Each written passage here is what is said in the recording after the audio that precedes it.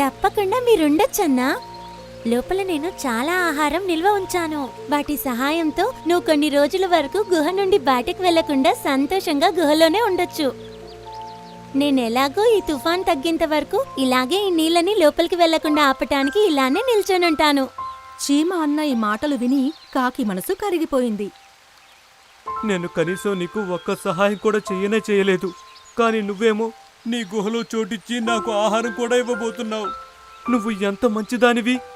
మరింకేం చేయను కాకి అన్నా. నేనిది దాచిందే అందుకు కదా, కష్టాలలో పనికొస్తుందని. నేను తింటే ఏంటి, ఇంకెవరు తింటే ఏంటి? కష్టం అలాగే పెద్ద మనసు చూసి నాకు కూడా నీతో పాటు కష్టపడాలి అనిపిస్తుంది. ఇప్పుడు చూడు నేనేం చేస్తానో. అప్పుడు ఆ కాకి అక్కడి నుండి ఎగురుకుంటూ వెళ్లి ఒక రాయి తీసుకుని అక్కడికొచ్చింది. ఆ రాయిని చీమ ముందర పెట్టి మళ్ళీ ఎగురుకుంటూ వెళ్ళిపోయింది. అలాగే అది ఇంకో రాయిని కూడా తీసుకొచ్చి చీమ ముందర పెట్టింది. అలాగే అది కొన్ని గంటలు కష్టపడింది. ఎక్కడైతే చీమ ఆకు తీసుకుని నించునుందో అక్కడ చాలా రాళ్లు జమయ్యాయి. ఒక గోడ తయారయ్యింది.